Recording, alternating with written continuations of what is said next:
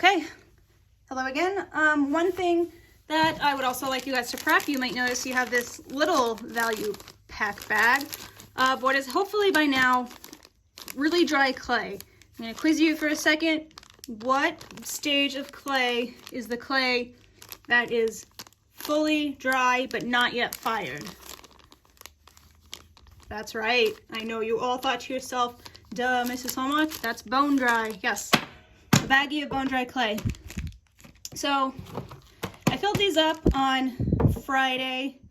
At the time, it was still a little wet, so all of the moisture may not have left your baggie yet.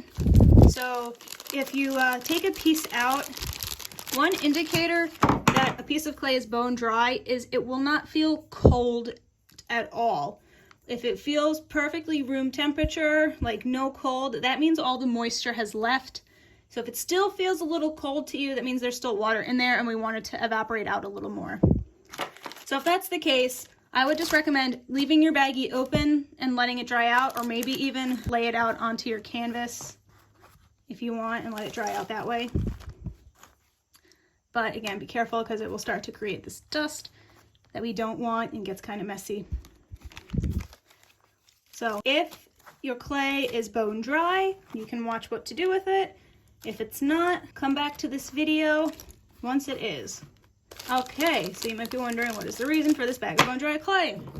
We're going to use this bag to create slip, and this will also be a hands-on lesson on reclaiming clay. If you remember from the video, if you just stuck this in water, it will eventually turn into slip on its own, but this way you'll get kind of an instantaneous result.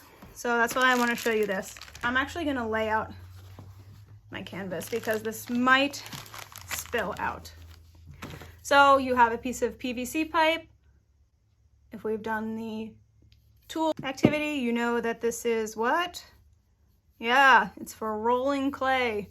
So it's like a rolling pin, but it's PVC pipe. Okay, so what I want to do is kind of get these pieces as flat as possible. I'm going to just start rolling my pipe over the clay. I want it to turn into dust.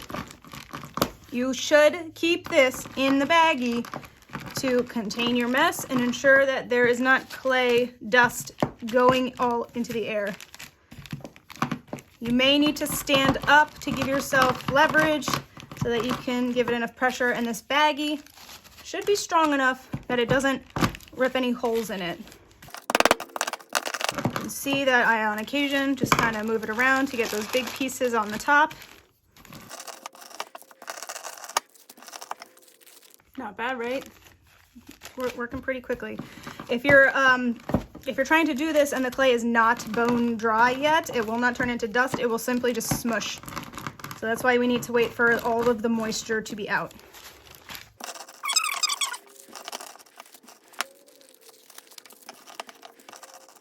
All right. Hopefully there's not too much of a glare, but you can see this is pretty darn close to just a bag of powder now. So what we want to do is make this into a bag of slip. Why do we want to have a bag of slip? Anybody? You want to have this so that when you're building your clay pieces and your sculpture, you have what is essentially a bag of clay glue. Slip is the #1 way to get two pieces of clay to stick together. You might think you can just jam it on and it'll stick, but the only reason it's sticking is because of the moisture. It's acting like a suction. So if you do not score and slip and you just stick a wet piece of clay onto another wet piece of clay, as soon as it dries, it will fall apart. And if it doesn't fall apart while you're making it, it will fall apart in the kiln, I promise. So now I'm gonna take my baggie of clay, and you know what? We also have some popsicle sticks. These are meant for like molding and like smoothing and sculpting, but we can use it in this case for a stirring stick. So this is the water that I was using just before. I'm gonna put it in here, and I'm gonna start to slowly stir this clay up to try to make like a paste I want a pasty, not too watery, but not too hard sort of texture. It might just be easier to use your hand.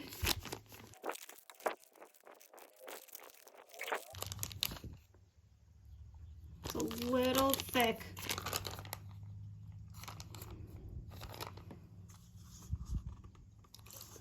I would add a little bit at a time and see how it goes. Don't want it to be too wet too fast. I'm going to say that that's not bad. So this is so wet that, you know, if you try to mold it, it's just going to make a huge mess. But what you want is if you go in there, you get like this, like, you know, almost like, I don't know, what's a good analogy? Like toothpaste, peanut butter. This is what you want. This is the glue that will hold your clay together. Okay, you need this. So, if you would like, if you have maybe like an old cream cheese or sour cream container, you can do that. You like transfer this into that container instead. I'm a little sad because I ordered clay container or like little plastic containers, but they didn't come in time to put these in your kits. So that's why they're in these baggies. But if you don't have that, same thing as with our clay, just roll this up and bend these pieces, and that should all stay contained. And there is your clay glue. As you work with your projects, you might find that you're getting really tiny bits of clay dust or like tiny bits of bone dry clay. You can always add that into this and just keep your glue supply, you know, filled. Because if you run out of this, you're gonna have to make some more. This was just, again, this was the speed way of doing it. If you want to have some more prepped and you have a few days to wait, what you can do is just take those bone dry chunks like what this was before I did that, just stick them in water and it should turn into a slip, you know, that rests at the bottom. So if there's too much water, that's okay. So I have a different type of clay. It's brown instead of gray. This is what I keep my slip in. Oh, it's dried out. It's still kind of pasty though. But what I usually do is I just keep a layer of water over it. So even if you have a sitting water on top of it, that's okay because you still have the clay underneath that you can grab. Okay, hope you had fun. Now go wash your hands. One more thing, guys. If your hands look like mine do, I recommend maybe going into this cup, using a paper towel even, you can get a clean one, and trying to wipe all that, most of that excess clay into that cup, okay? This is what we don't want going down the drain. So see like these particles here? Try to get most of that off. If you have a bigger cup, it might be easier. And now if I just need to rinse this off in the sink, I'm really not putting anything down the drain as compared to before. It's nearly clean, just needs a little bit. Okay, clean your hands, but don't ruin your drain. After dipping all my clay into this water to re-wet it, a day has passed and this has settled into the bottom. So that's what that is. That's all the clay sediment. And that is why it's really important to not dump this type of water in the sink. You need to dump it outside. Trust me.